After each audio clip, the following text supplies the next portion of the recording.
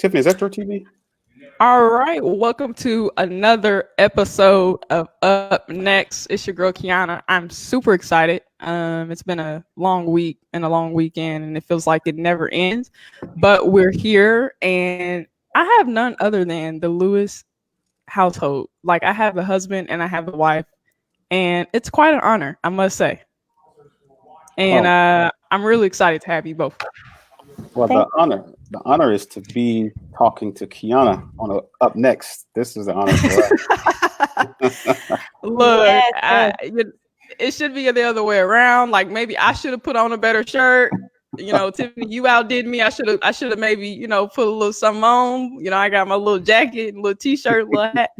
But no, I think this has been for me personally to both of you guys such a blessing, and it's allowed me to kind of be able to connect with a lot of our community leaders and really kind of talk and have authentic dialogue around issues, not around just COVID-19 and the restrictions that it has forced us to, take a different route. But also there is so much going on in our country right now. So I'm Oh, yeah. sure a lot of people are going to want to talk to you guys about that.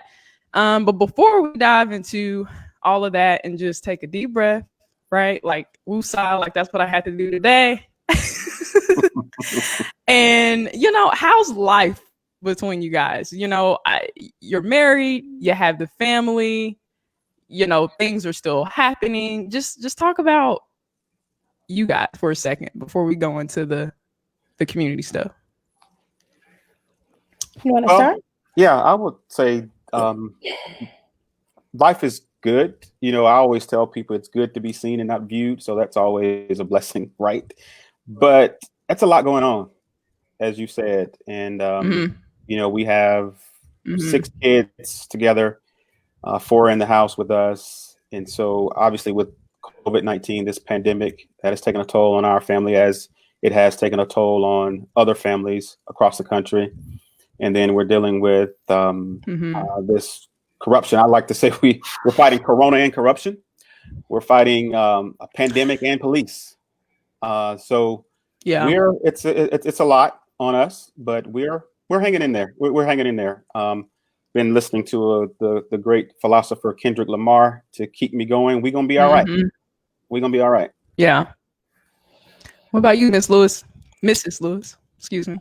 Oh, no, you're fine. I think I share Anthony's sentiments. He has, however, been the person that has been home with the children. So I've been able to be away working, but it's still stressful on both of us. But we have a commitment to each other that no matter what, at the end of the day, it's not about his work. It's not about my work. It's about what do we do to wind down and have some one-on-one, just realistic conversations with each other. So I think this pandemic has made us talk about some things with our children, with ourselves, more. And of course, what we have going on in the world has made us definitely look at things from a different lens.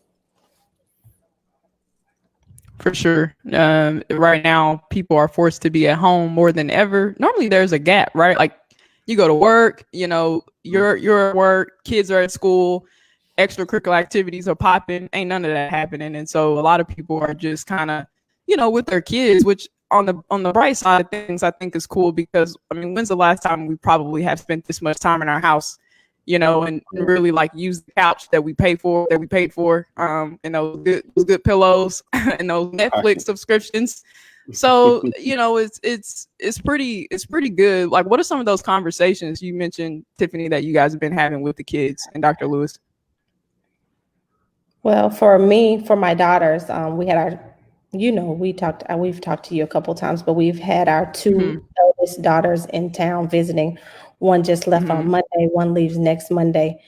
And it's just about, making sure that you look out for yourself, but you also look out for others, and that you realize that no For matter sure. what, no matter what you accomplish, people are still going to always second guess you. But you have to be grounded and rooted in who you are and whose you are, and know that you can do anything but fail because your parents are here to support you.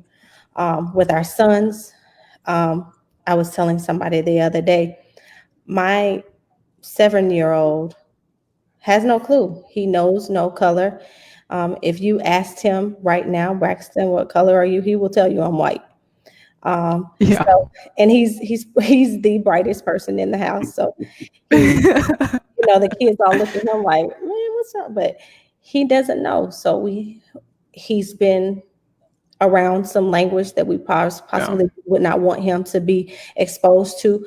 But it kind of brushed off on him because he didn't know. With our older son, he does notice a difference. So those conversations Anthony has had with him, and it's sad that you have to tell him certain things. When the cops stop you, you must do this. I mean, at that point, it goes out of the window who your parents are, and you are looked at as another statistic. Yeah. And I would just add. Yeah, I would just go ahead, Doc. I would just add to that, especially as it relates to our two black in the house, as Tiffany said, Braxton, he's 7 years old, not knowing pretty much what's going on in the world right now as it relates to George Floyd. But Anthony, he's 17. And so I had to have that conversation with him, and obviously this is not the first time. I had to have the conversation with him when he was 10. Just as many other young people were protesting for Trayvon Martin, I had the conversation with him. He's smart, at the same time, he's mad.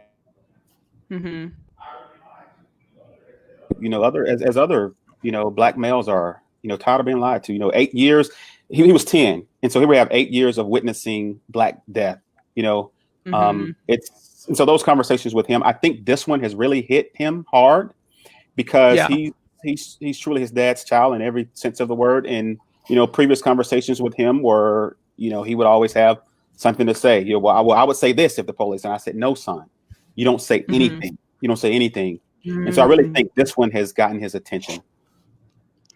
For sure. And, you mentioned, Tiffany, about, you through the middle class and there, and you and Dr. Lewis have worked tremendously hard, not just for people who know you here in Kansas City, but from where you guys, were previously before relocating here, which I'm sure you guys will share about that.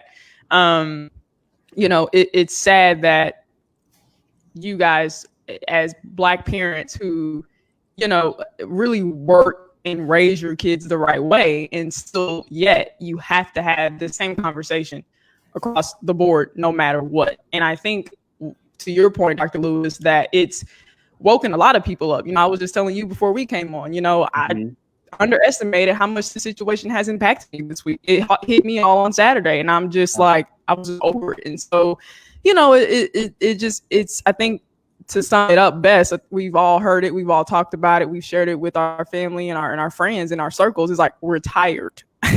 Yeah.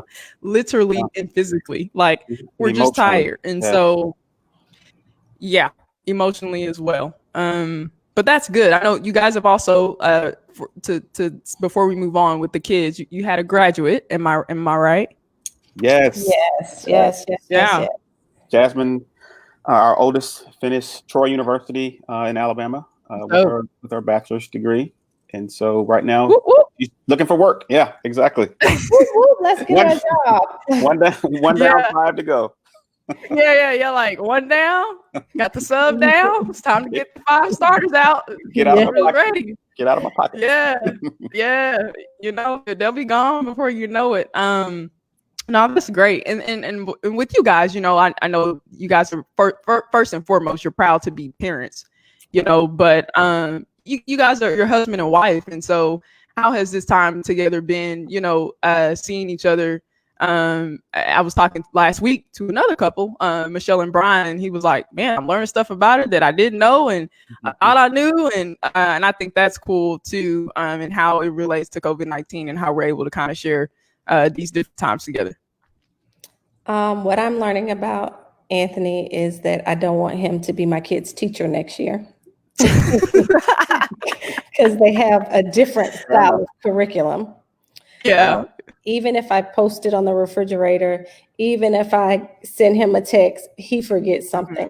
So I apologize to all of the kids' teachers. No, but it has been funny in our relationship because early on, I was the person that was home with the kids and he was always the person away. So now I'm the person that's away.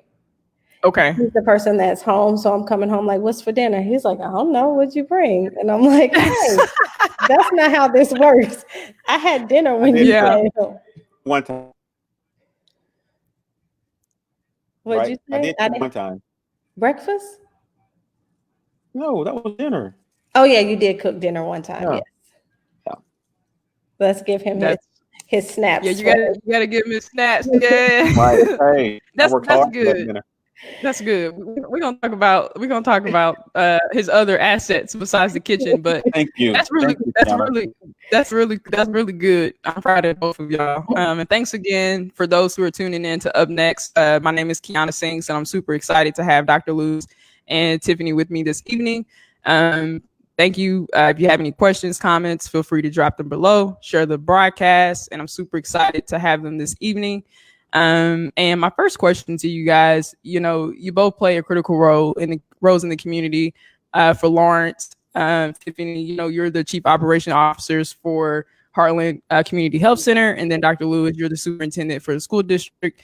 So how do you both see the impact that you have in these roles and how they relate to other people's lives? Well, I would say our roles are different, but they're so much alike. Many of the patients and families that my wife and the health center sees are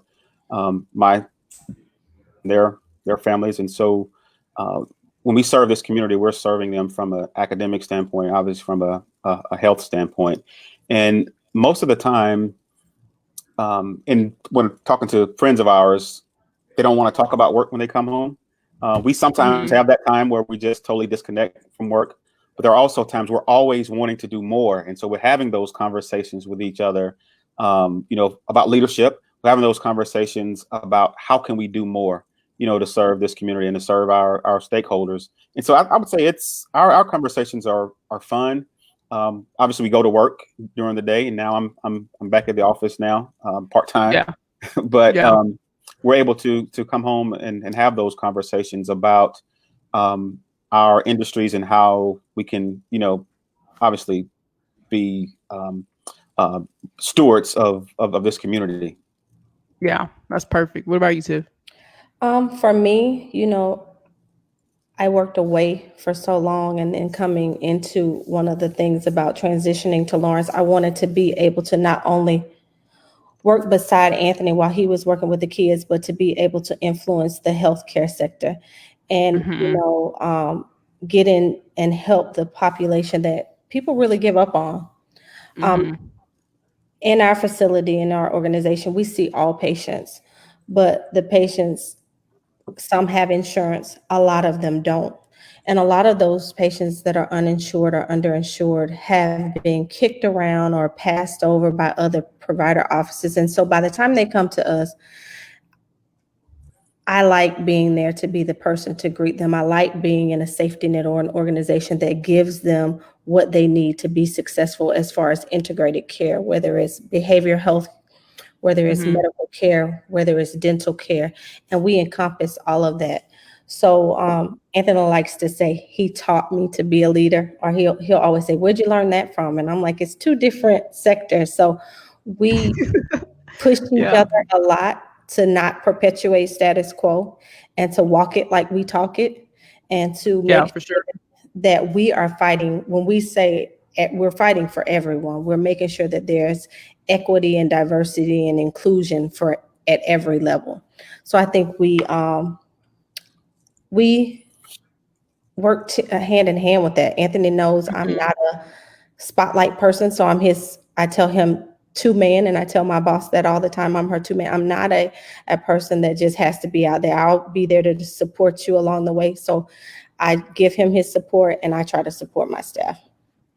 Okay, we can have some relationship commentary on here tonight, but we ain't gonna talk about that. That's good. That's good. No, I think, when I look at both of you guys, and I know I haven't known you that long, but I've seen and I've heard definitely the work that you both do, and it speaks volumes through the Carpenters and, other people who mutual connections that I've been able to see you guys filter through. And so, you know, I just have so much respect for people who want to serve our people who are, you know, Dr. Lewis, just really like educating our next generation. I mean, you're literally like talking to 50 to 100 different people a day and trying to make sure that teachers and faculty and administration and boards and are all functioning just for the sole purpose of making sure kids have a free shot at life. And I think that's pretty cool. So, you know, it's just right now, I know we'll talk about what's not going right and what we foresee, but what is something that you guys, what's one thing that you both enjoy about your job? So I know, Tiff, you're in the healthcare world, you oversee folks. I know, Dr. Lewis, right now things are different. I know we'll talk about that, but just before that, if you could just, in a perfect world, like, what do I like about my job? I know that's kind of hard to think about right now because there's a lot happening. Mm-hmm. So Mm-hmm. I love taking care of patients. I love being in a position to make decisions that are fair and equitable to all of my patients. I knew at a very young age, by watching my grandmother, that I wanted to be a nurse. I knew that administration, that was I came into that role, but sure. I'm very vocal. You know that. Mm-hmm. I really, Anthony, I don't mind speaking up. I don't mind fighting for what is right. So I knew very, early that I wanted to be a nurse. What helps me now, I get to have both. I get to the best of both worlds. I get to make some decisions that are going to have lasting changes on the patient population that we serve. And I also get the fix if I needed to go and take care of patients. Yeah. And I would say for me, it's my students, my scholars. That's what I love about my job. I'm very competitive. I want to give them my best. I want them to have the best. I love working with dedicated educators, like-minded educators that are not satisfied with the status quo. I like to prove people wrong about what kids can and cannot do. You know, sure. A lot of times society has given up on our kids or have low standards for our kids. We have some amazing kids in our district, and I'm just super excited that I get the opportunity to serve them and their families. And so for me, it's just simple. It's the kids, the students. That's what I love. Yeah, that's perfect. Dr. Lewis, we're going to stay right there with you because obviously right now, from an education standpoint with COVID-19, you know, the elephant in the room for parents is kids going to be able to go back to school come August?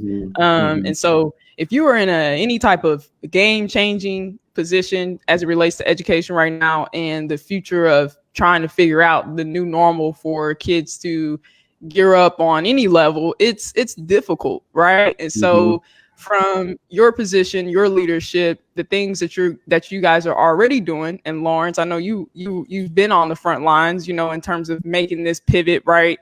Serving lunches during the day. I'm seeing you and the family. I'm seeing Tiffany, you know, you guys out there mask up, gloved up, and just really every single day interacting and making sure that families feel like you guys have not forgot about them. And so with COVID-19, and if you're a superintendent, which you are, what's your perspective right now with just everything? And I know that's a huge scope and it's a lot, but just a little bit from your perspective. Yeah, I would say, you know, I consider myself the eternal optimist, and I do believe that through every crisis there's great opportunity. And I would be bold enough to say that COVID was probably one of the best things that has happened to education. And I'll tell you why. This model of education that we're currently in, pre-COVID, obviously, the model of education that we've been in for a number of years should have been abandoned years ago. And I tell people that one of the things that really attracted me to Kansas was Kansas school redesign. Our Kansas State Board of Education, along with Randy Watson, our education commissioner, has allowed schools, given schools permission to apply to redesign their schools. And so these schools that are what they call redesigned schools can engage staff, students, community members around how do we want our school to look? You know, just literally given a blank slate and are told to redesign school. And so I think what COVID-19 has done is forced us to meet students where they are.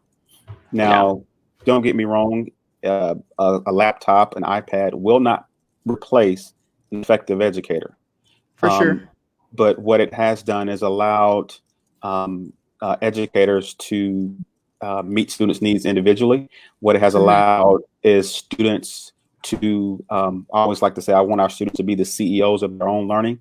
And so this has allowed students to take charge of their learning. They have to be responsible to get up, to log on, to complete those assignments, and not just sit in a classroom, and wait for the teacher who has all the knowledge to just pour the knowledge on the students. They have to take some ownership in that. And so I think what we'll find in terms of education on the other side of this is a different model of education that's meeting the needs of today's youth. I've often said that students children are born with iPad in one hand and cell phone in the other.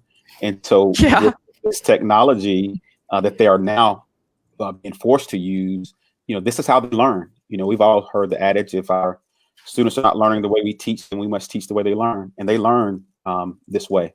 Now, granted, there are some students that, obviously this model won't meet their needs, but that's okay. We know that students learn differently, and we just have to meet them where they are. For sure. And I'm going to pivot back to you on that exact topic, because you literally were going to answer my next question. Because I do want to talk about the nuances to what should, there's so many things that parents are talking about, and the gaps that we're seeing, and what we're not doing, what we should be doing. And if you're not a superintendent, and if you don't really, not to say that experience doesn't allow us the freedom to speak and do, but you ultimately see things that we don't, and you hear, you're serving the teachers, and their needs, and you don't know their needs. And so there's just a lot of things. And I feel like right now, like while we're talking, we should be planning too at the same time, because we do know that there are areas that right now, like what should we be preparing for from a curriculum standpoint, from, a teaching standpoint? Like you said, there's going to be opportunities to redesign, reconstruct, because it just wasn't built for, unfortunately, the students and who we say we want to serve. So, Tiffany, okay. So everybody's just out having a grand old time. Restaurants are opening, people are popping. I mean, we just like forgetting our mask. Like, what's going on with people? Look, I was out Sunday, but we had our mask on. We were trying to socially distance as best we could. I mean, yes, things are opening back up. Of course, you still have to practice social distancing. You still have to wash your hands. You still have to do the things necessary to make sure you take care of yourself. We have not gone out to restaurants. I don't think that's our little one, Braxton. He has asthma, so we won't be doing that anytime soon. But just be careful. Continue to practice social distancing. We can't keep everything closed forever. So, but we also know that COVID is one of those things that you can be asymptomatic and not have any symptoms and still be a carrier, still test positive, and you can have all of the symptoms and test negative. So it's one of those disease processes that is very, very tricky to track. Where we are in Douglas County, we have done a good job with it, but we're always prepared. There's a unified command in place, a system in place where they're in the recovery phase now of what it looks like as we start to phase out and open up. But they also have the other side where if we get a surge, they're ready to reenact that side so that we can get things set up. For sure, because you answered my question as well. As we reopen our community, what are some of the things that we still need to be mindful of? Because we still are in predicament as it relates to the second surge that hasn't even really played a factor yet. And so getting comfortable right now, we really want to make sure we're still being mindful of, like you told me initially when you first came on, wash your hands. Like everybody can do that. Even wash your hands when you're at home. 6 feet, I'm learning, and I want your expertise. I'm learning maybe 6 feet is not enough. I don't know. Studies show that. I mean, at 6 feet, some people say 10 feet. your infectious disease docs may say something totally different, just distance. Well, Anthony doesn't like socially distancing. So what do you say, Anthony? I can't remember. Physical distancing. Physical distancing. Yeah, he wants Okay. me to use physical distancing because, Okay. this generation needs social interaction. So he doesn't want Yeah. them to distance socially. And just Okay. being mindful, wear your mask. Okay. We have hand sanitizer in every vehicle that we own. We Okay. have it in our purses. I have it in my purse. Anthony has a pocket I don't have size it in my one. purse. Really? I I don't said have it in my purse. I corrected myself. And the kids even have their own little to go. So just making sure that you're being extra careful. For sure.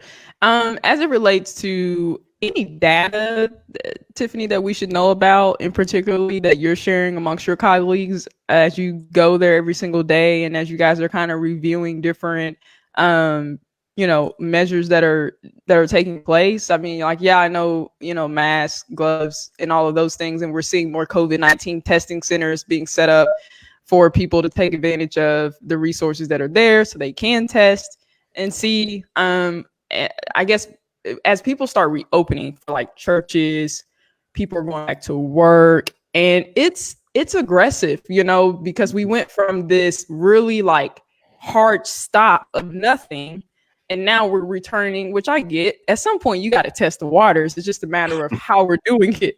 So should we take temperatures before people return? Should you have a test? Should churches like, yeah, you do need to follow these procedures. You shouldn't just show up and nobody knows if you could be positive or not. I mean, I can speak for Heartland. I can't No. speak for other entities. There is a screening questionnaire that you are asked prior to coming into the clinic. Okay. Your temperature is taken and your pulse ox is taken. Temperature to see if you have a fever, your pulse ox just to make sure that your oxygen saturation level is fine. Okay. Now, we do that. That's our due diligence. Could people get past that if they say no to the symptoms? Yes. Mm-hmm. It goes on to an integrity system there. I do think there needs to be some checks and balances, but I also think as adults and people just with integrity, you need to, if you are not feeling good, not attend. Yes. In any way. You owe that to the people that you're going to be around to practice safely going out into the public. So if you have a fever, stay at home. Mm-hmm. If you have any type of upper respiratory symptoms that you're not sure where they've come from, and you've been out and about, like different places, Lake of the Ozarks or places like that, stay at home. You need the quarantine immediately. And he was at look, they had one positive test, so I'm just saying. I mean, they didn't take that quite seriously. So I'm sure that we're gonna see some more, confirmations from what happened on Memorial Day weekend. But that is so good. That's so good what you said. I mean, I've been like two places where you had to check in. You got to write your name down, or first you have the Germ-Max, then the temperature, and then you have to write your information before you enter the building. So my last question. We give a mask. And a mask. We give a mask. Now, I do know that the hospital does a screening. The hospital here, Lawrence Memorial, does a screening, and the health department. So those three entities are in sync with each other. I can't speak for the private sector, but for the three entities that I work closely with, I know there is some type of screening. Okay, that's good to know. Lastly, before I pivot back to hubby, I think literally, like at some of these bigger corporations that, they have the health clinics, I don't really think people utilize them enough. That's my opinion. But I think that churches and some of these other places that are, even though they're not gearing up to reopen, they still have to have the conversation about, should we have a nurse? I don't know, hear something. Like you can't you can't trust people, because like I said, people will be sick and they will still come to work. I'm just saying. I'm just praying that they see what has happened and they really decide, no, this is against it. But it's going to be up to each organization or church how they handle that. For sure. Best practices would be to have some type of screening, but there's nothing that we can do to mandate that they do it. Besides continuing this, saying, hey, you have to make sure people can be 6 feet apart. You have to make sure certain things are in place, but that's led by our public health department. It's nothing Sure. that I can actually speak into. Gotcha. Dr. Lewis, following up initially we were talking about education and how it needs to be restructured, and kind of, COVID-19 was actually probably one of the best things that's happened to the education sector. In your opinion, what are some of the things that maybe in the next year or so, or if school starts back up, what are some things that leaders should be thinking about, and parents, and help me help you type thing, like that you're really wanting to emphasize and really kind of highlight some different things when education as it relates to the new normal? Mm-hmm.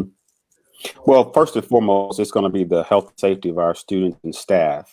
So that's one thing that's going to be totally different in terms of how visitors enter the building, how students enter the building. I often joke our teachers going to have to roll and take temperatures at the same time. Hopefully we won't get to that point, but the cleanliness of schools, obviously we have amazing custodians in our buildings, and they do a good job of cleaning our buildings, but all of us are going to have to step up in that regard. Secondly, I would say that this pandemic has totally shifted the parents' role in their education.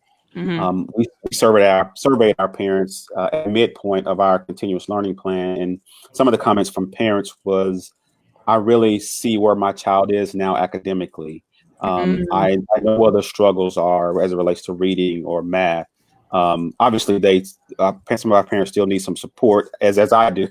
Tiffany talking about her not wanting me to be their teacher. It's challenging, especially when you have parents that are working from home. When you have teachers that are working from home and have their own children.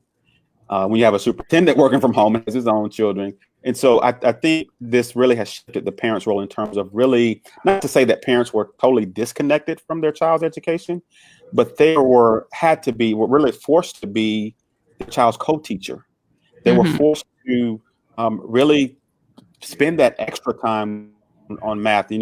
When there was something that the kids didn't understand, parents have to teach it to them. Obviously the teachers were still there providing that support as well. Sure. I would say the last shift that leaders and everyone in education needs to be thinking about is shifting this whole grading system, the whole grading model, how we grade students. Think about the old the grades like A, B, C. That originally originated from meat factories, grade A meat, that's how they determine if meat was good, So what grades really do is just simply compare students to students. Wow. And so why do we want to compare students to students, Yeah. But the approach that you'll see, I know our district and many other districts are beginning to take, and we were doing some of this work prior, is more of a standard-based grading. And so now I'm comparing students to standards. So in addition to that, we're moving more to competency-based learning, where students are able to prove what they learn through a series of competencies, that are based on the standards. So now that's more valuable to a parent as opposed to saying, I have a B in math. Okay, good. It's not an F. What does that mean? And the information that we want to give teachers is, okay, so now I mastered this standard of two-digit multiplication, or I haven't mastered the standard of two-digit multiplication. That's a little bit more meaningful for parents in terms of where is my child really at as it relates to math. Yeah, that's pretty good. I like what you said about, not having students from a grading perspective. We're really just at the end of the day forcing students to compare to other students, when that's kind of, now that I think about it, it's really interesting because we want students to fulfill their full potential. And what do we tell them? Be the best you that you can be. And we both know, and I know I'm not too far away from once being in high school, but the peer pressure of, you look into your friends and they're doing this and you're not feeling like that, or she's passing this class, I'm not. So I think everything that we instill in our kids and that we say what we want for them, we very well judge them based on the things that we don't want them to look at. So I don't know. I agree. Maybe we need to change the grading scale, especially, how it came about. I don't think that's pretty great. secondly, Dr. Lewis, is not forgotten upon me, and I'm sure not you and Tiffany, that a lot of students have lost a lot. If you're a senior, this was the most crappiest year for you ever. You didn't get no prom. You didn't get no graduation. Like, it has literally, you are like, womp, womp, womp. Like, I was like, man, like, I can go back and pull up a picture of my high school prom and like the videos and like, the last days of like, hey, it's my last day at high school. Like, what's going on? Like, what are your students saying? Like, how was it for you to take that in? Because I know you guys like went from like different places and talked to students and was able to kind of try to make the best out of it, and where we are. Yeah, it's been close to, or really right at 100 days since we've last seen our students. Pretty close to 100 days. The last time we were in school was March the 6th. And so obviously my heart goes out to all students that did not get to complete their academic year, whether they were in 5th grade going to 6th, 8th grade going to high school. But my heart really goes out to our seniors, who, like you said, did get to experience an end of a normal school year. When we think about prom, someone once said, this has been the longest senior skip day ever. Things like things didn't get a chance to do. Yeah. But I made a statement to our seniors that, one, we're going to do everything we can to celebrate your success, your senior year, and so we have scheduled a graduation in July 18th, and so we will celebrate the success of our seniors. Obviously, we will have them seated 6 feet apart, as well as the guests.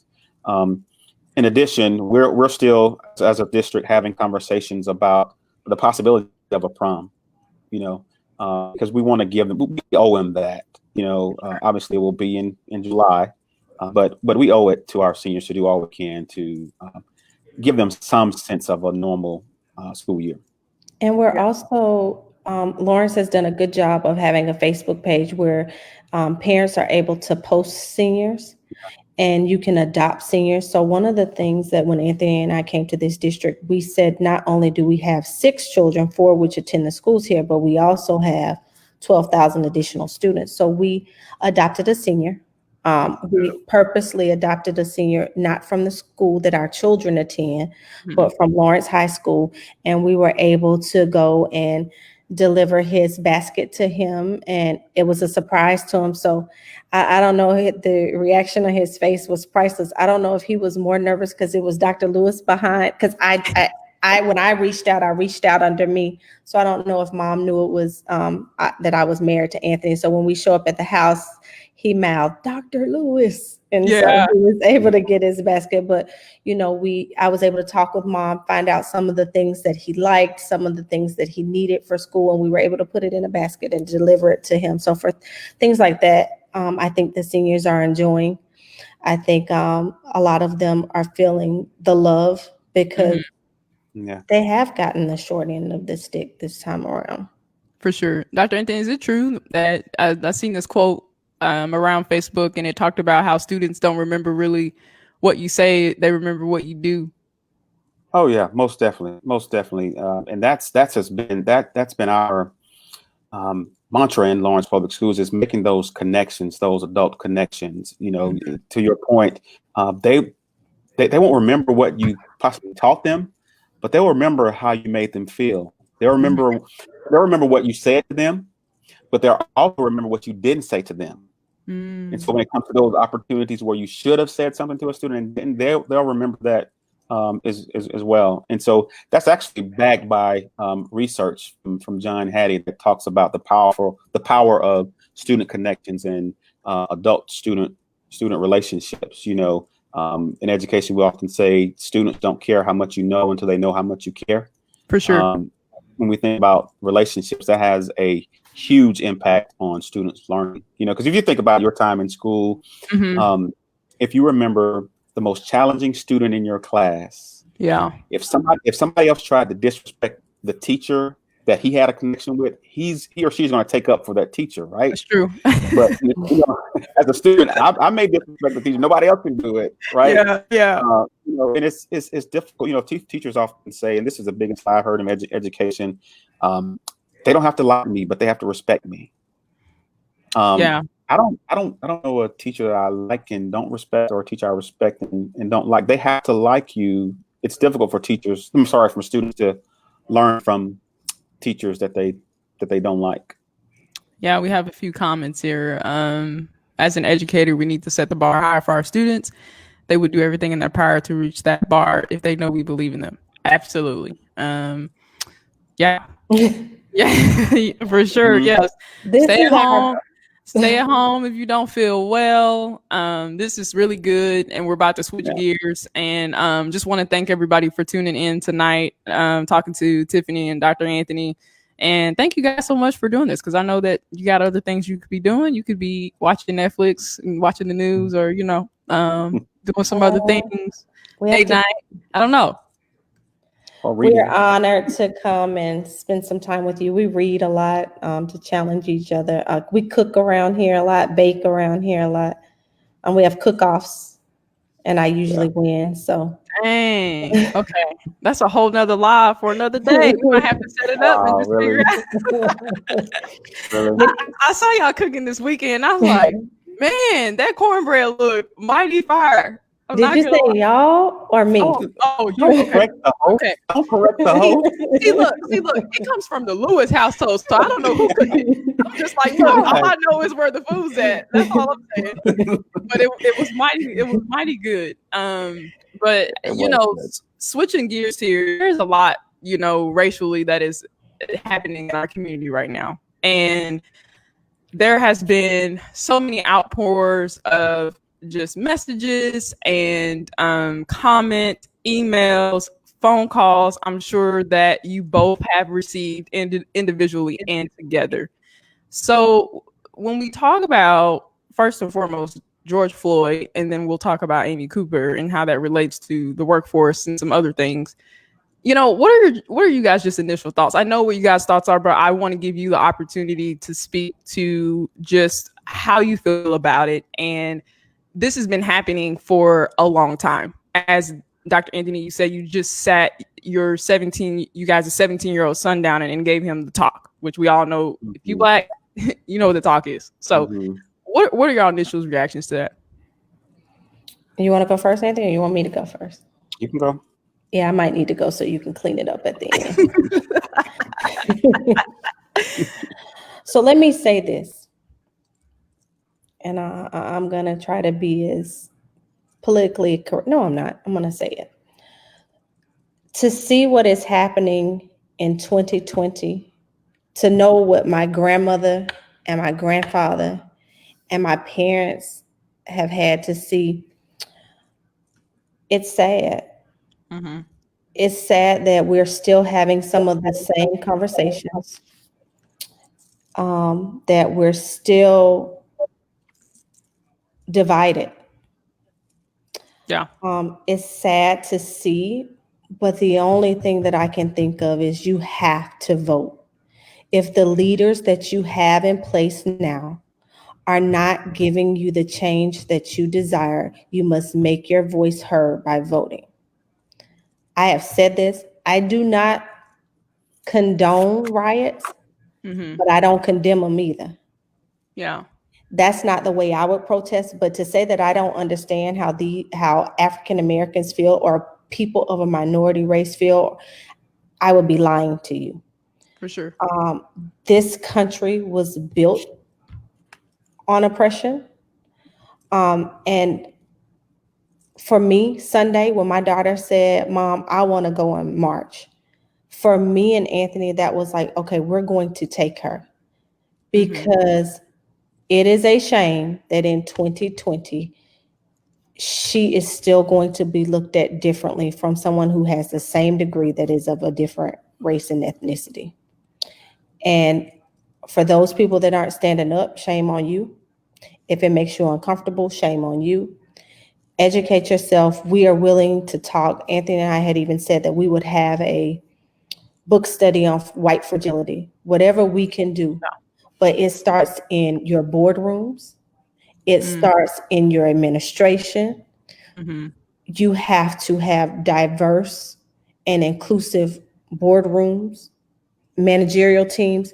You can no longer sit by and have the one African-American person or the two African-American people speak into diversity and inclusion. You have to all be that voice for diversity and inclusion. And for me, it's like, let's step back and see what you're going to do before we speak back into that. And that's how I feel about it. Yeah, I read this really like summed up perfectly. I don't even know who the girl was because I like shared it from somebody else. And quite frankly, it's just this overwhelming, as I'm sure you guys could agree, just so many people saying so much. Some is importance of importance, some is not. But she, I'll paraphrase, but she goes on to say, we burn houses and schools and Black-owned businesses and the whole 9 yards. And so I agree. I'm not condoning violence, but Target will be okay. Like, I'm not worried about Target right now. If my brother, my 21-year-old brother, who is a Black man, cannot be safe in the park, or if he has to question whether he feels that he's able to do what he do throughout daily activities, or if he's at work and you're not speaking up or you're not making the space equitable for him, then, quite frankly, that's not really my first initial thought, is to really be concerned about what you feel and how you feel when we've experienced this for 400 years. And here it is 2020, and we're going through the exact same thing. Yeah. And I would just add that, Tiffany, you're right. That's not the way that we would probably react, going burning down buildings. But there's an old African proverb, which you've probably heard. And it says that the child who is not embraced by the village will burn it down to feel its warmth. And so this is communication. This is communication. People are tired. And when you mentioned that earlier, Kiana, physically, mentally, and it's emotionally draining. It really is. And this is nothing new. I was reading some research. 1 in 1,000 Black men or boys in America can expect to die by the hands of police. That's an expectation. 1 out of every 1,000 can expect to die at the hands of police. That's 2.5 times more likely to die by police than white men. And it also went on to say this: that's better odds of being killed by the police than you have winning the lottery from a scratch-off ticket. Your odds of being killed by the police are greater than winning the lottery on a scratch-off ticket. Make sure you post that after the live on Facebook. I'll share it and like it, and we need to be on the t-shirt. That's crazy. That's crazy. Yeah. So I mean, I'm one, and I share this in my role as superintendent. We all know what the data says. When I present to my board, my promise to the board, I will never present you any data without following up on some actions. What can we do? It's one thing, we can sit here all night and talk about how tired we are. But we can't be the only one talking about action. Yeah. It has to be other people, I call them our white allies, or as Benita Love call them, our co-conspirators, that can have those conversations in their homes with their children. And it really energizes me as a superintendent of a school system, 12,000 students, that's learned behavior. The cop that killed George Floyd, he was once a student in a classroom. Yeah. He was once a student in a classroom. Where did we as educators miss the mark? And so we have a lot of work to do in the education system, but we can't do it alone. Everybody has to take ownership, and everybody has a part to play in this. What do you both say to, and Tiffany, you said it well, I can't say it no better, it applies to in the boardroom, it applies, in your homes, but also if it's just the leadership capacity right now in any role. It's almost as if you're not really serious about it, and if you don't want to do it, and if you're serving on some other institution that it enhances or it's trying to accomplish something that is bridging a gap for preserving history or making room for, or really, like in your case, Dr. Anthony, preparing for the next generation. So I or the kids that are coming up can have better opportunities. If you're not doing that, like, move out the way. But the number one question that people are asking right now is like, well, what can I do? What should I be doing? What are your thoughts about that? And Tiff, I didn't get to ask you if you wanted to piggyback off of Dr. Lewis initially. I'm sorry about that. Oh, no, you're fine. We talk about this all the time, so I agree with everything that he said. But what can we do? You have to, one, I'm stuck on this diversity and inclusion, man. This one gets me. And I'm just going to put it out there. I came from Samuel Rogers. Samuel Rogers, I felt like we had diversity. We had 38 languages spoken in-house. Our board mirrored our patient population, mirrored our administrative team. Moved to Douglas County. We are diverse as a community, but we are not diverse and inclusive in how administration looks across sectors.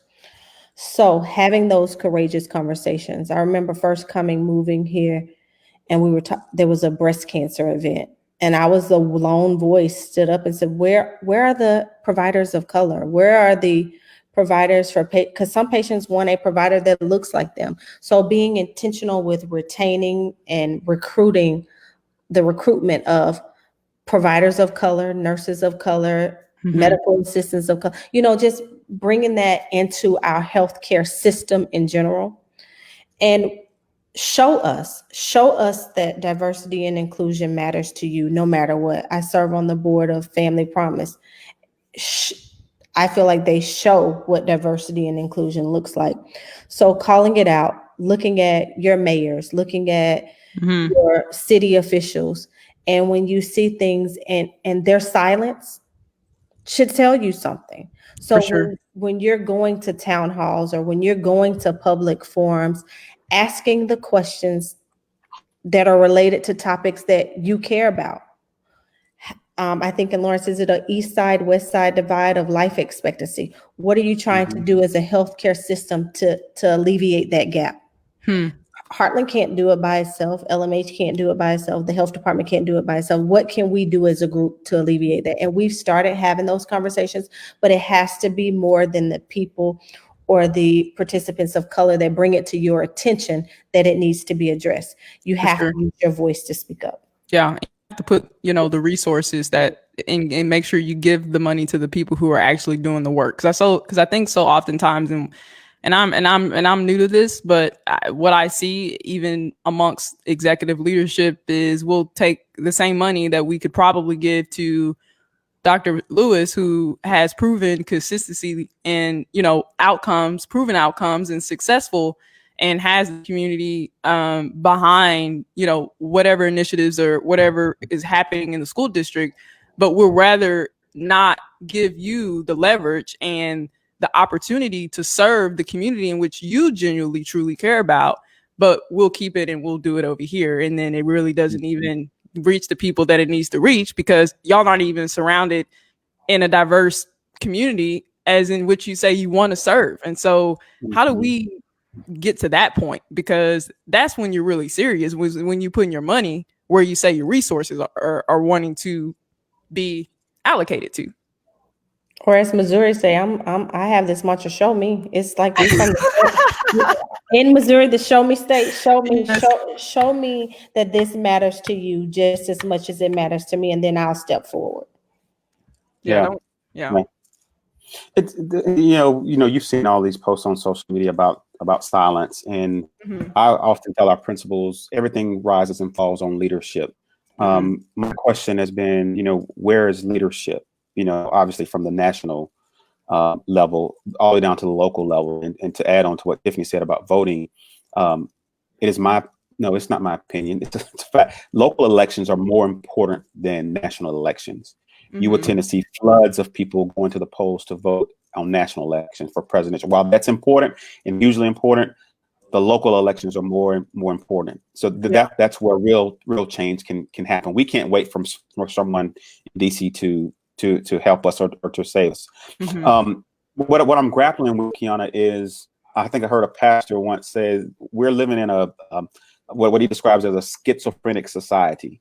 And so if I relate that to the Kansas City area, one minute we're cheering for Tyreek Hill and the likes, right? Mm-hmm. So it's no problem. We can cheer for Tyreek Hill or someone on the basketball court. But when it comes to someone being killed that looks like Tyreek Hill, we're silent. Yeah. Those two those two competing interests are battling with each other. But when it talks about what we can do, we all can do. What our white allies can do is don't shield your children from these images. Obviously a lot of this is age appropriate, but we need to engage our children in those conversations. Many adults are set in their ways and their beliefs, and there's nothing you can do to change it, right? Yeah, for sure. But I'm concerned about my 12,000 that I have, that we're hopeful that we can, do something, because I often say if we don't do something, then we're graduating them into white supremacy. And so we have to do something here. So engage your children in those conversations about racism. Use this event. Don't let George Floyd killing be in vain. Use it as a catalyst. And I know it's upsetting to watch. It's this man struggling to even cough, right? I know it's upsetting to watch, but we need to sit in that discomfort. We need to sit in that discomfort and then teach our kids and our families how to channel that energy, that discomfort, to dismantle the racist structures and systems, those racist policies, those racist people that are in position that enacts racist policies. That's how we eliminate some of this. So it's those structures that exist in our communities. Yeah, two things, that comes to mind when we say we want diversity and inclusion training, but we very well put out the person that was on the front lines that was ready to implement citywide, to do whatever he needed to do, what was necessary to make sure that students was granted not only a great education, but had some cultural sensitivity. And so when we see a video of students very well replaying the very well incident that is being, plastered all over the internet. I mean, are you really serious about diversity and equity? I'm confused. Like, what's going on that side of town? Because this is where it's like, I don't want to see equity in D&I in your mission statement. Take it out. And then if you're really serious, some people need to step down, like, away, because clearly what's happening is not working. So, but I'm hopeful that they are using their voice in Lee's Summit tonight, because there is a young lady by the name of Megan Marshall that when we end this, I will be looking at the votes to see, and I am hopeful that she makes history tonight as being their first African-American board member. I hope that LSR 7 stands up. I hope that they let their vote and their voice speak for them tonight. For sure. I tell Anthony, us getting out and talking to you could very well be us tomorrow. But for sure. But if we aren't able to use our platform to speak up for what is right, then why do you have the platform? Exactly. Yeah. And I would agree with that. Yeah. To whom much is given, much is required. Yeah. And I sent an email out today to all my staff and families. I put some posts on social media, and that's real vulnerable. People are losing jobs. But at the end of the day, as long as I can sleep at night knowing that I'm making a statement, I'm taking a stance, or I'm making a decision that has the best interests of students in mind, I'm fine. God got me. I'm fine. Yeah. There's a question that I want to make sure I address. Is there a way to formally, explicitly include Black history and studies in the public schools of all grades in law? So let me answer that. That goes back to structures, systems in place. Give you an example. In the state of Kansas, if you're a Black student, the first time you see yourself in the curriculum, you're a slave. right? And then I think it's a grade or 2 grade levels. Then you start talking about when you were kings and queens. Chronologically, that's not even in order. And so, but if we don't question that, students will feel that defeat, when they come to school. And so in our schools, we have African American studies. It's an elective. Oh, wow. In our high schools, it needs to probably be more of a mandated course. Obviously we have things that we do, obviously for Black History Month, which is in February, but there are some things that we probably can do a better job of, and we have pretty good enrollment in those classes, African American Studies class. Yeah, that's really good. Tiffany, what are your thoughts around, and time flies when you have fun, so we're going to be wrapping this up soon. But I wanted to get your last thoughts on this. The Amy Coopers, it's sad because, and I'm sure you both can have experiences and can speak to this. You still can do all you can do and be where you both are today. And like you say, Dr. Anthony, long as you do what's right, and long as you're making the best decision with being a man of integrity, God's got you and you're going to be fine. And I completely agree with that. But still know that you can be looked at differently and be judged and second guessed in positions of leadership with a degree, with you guys working, consistently in serving in executive roles and serving our community, but still yet be challenged and have the Amy Coopers of the world who will still continuously minimize your experience. What do you say to that? First, we have some tough skin, I think. This week has been rough. Yeah. My boss has been amazing through this. And she has talked me through it. She has been there for me through this tough time with my family. But one thing I can say is you have to, know yourself. You have to know your triggers, what makes you tick, what your flaws are, and you have to know who you are and whose you are. And one of the things that Anthony and I had said when this thing first, the Amy Cooper, I think George Floyd came out, then Amy Cooper came out, then it was something else. And I think it just kind of hit both of us, and it was different things. Well, you guys don't need to say anything, or you guys don't need to use your voice. You guys need to just not be quiet. And at that moment, we both knew we had to say something.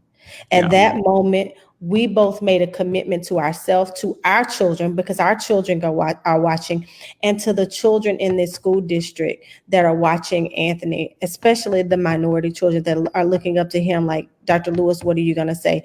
To my patients that I talk to my staff, as long as we're doing it classy and in a positive light, for sure, and we're respectful, we're going to speak up.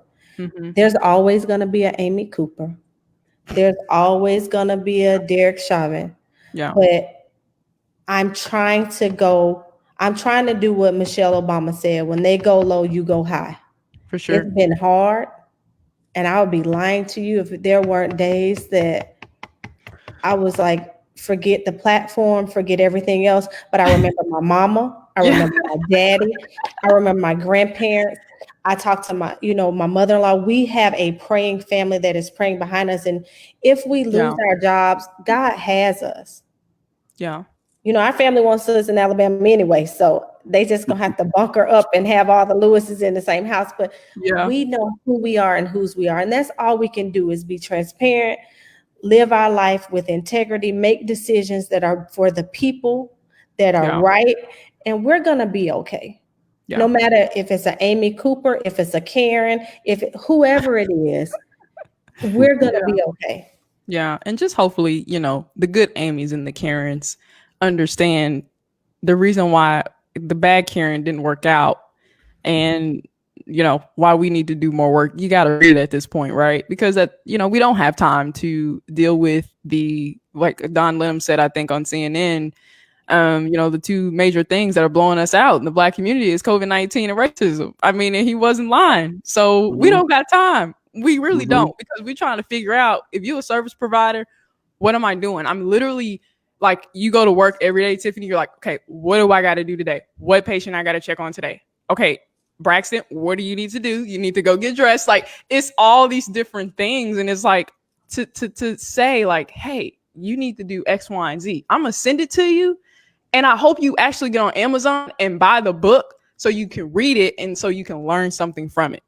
We have had people reach out to us, and I think they have been genuine, wanting to know what they can do. And we have been honest and transparent in our responses. And we have said, have more courageous conversations. Make sure you let people know, when they're doing wrong. So we have had some good support here in Lawrence of people, telling us they're with us.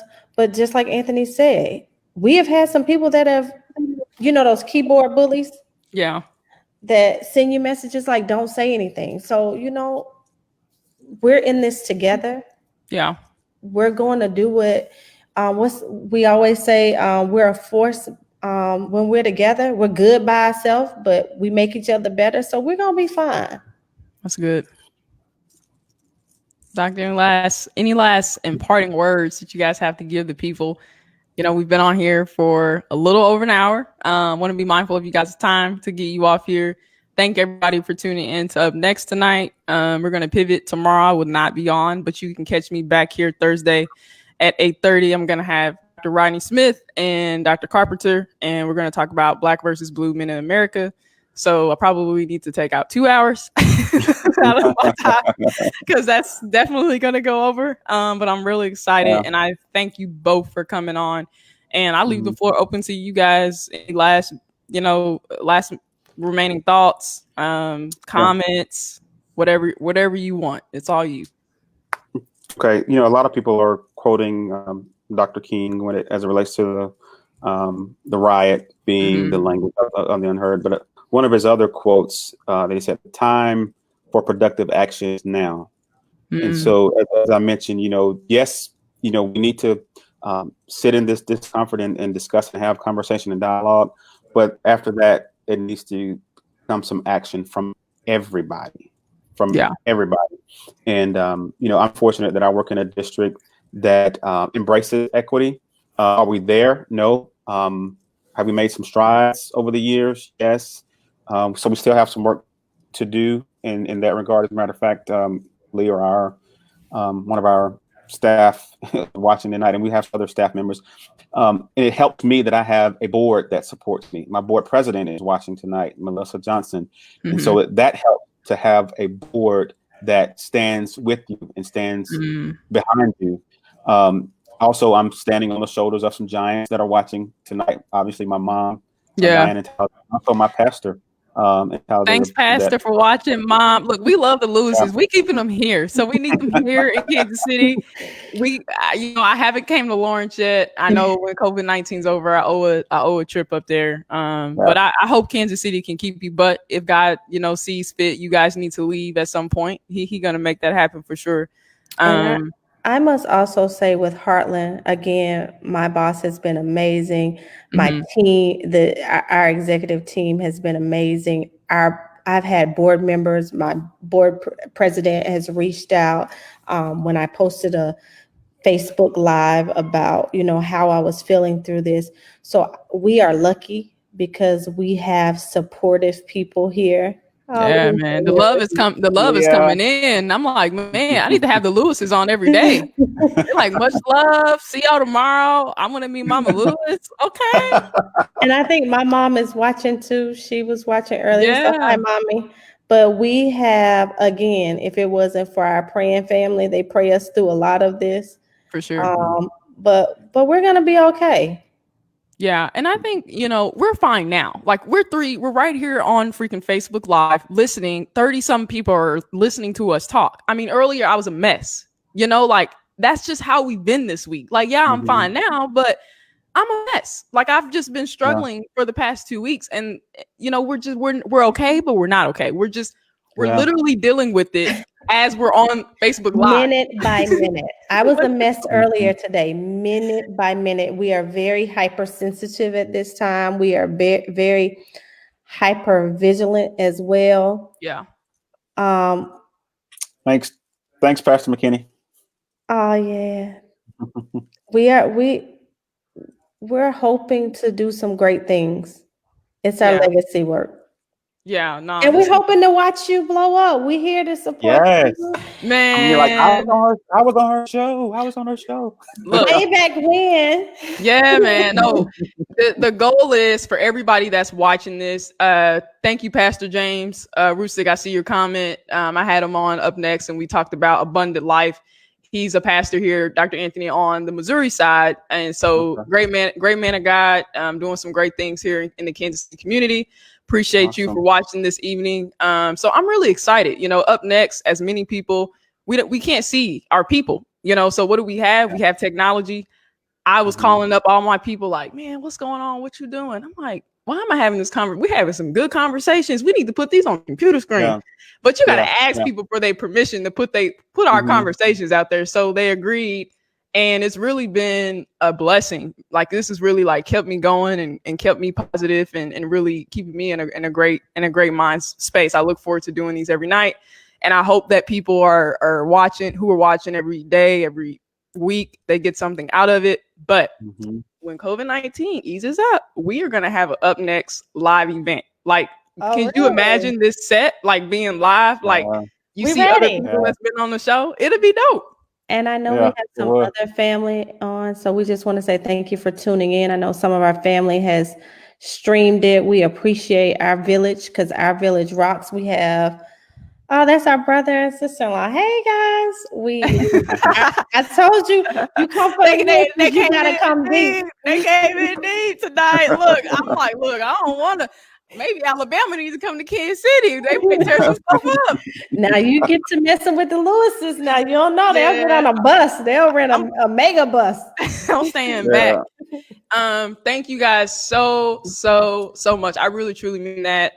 Thank you all for watching the Lewis family near and far Alabama. Giving y'all a major plug, major shout out. We'll be right back here 8:30. Thursday evening, talking about Black versus Blue Men in America with Dr. Rodney Smith and Dr. Dennis Carpenter.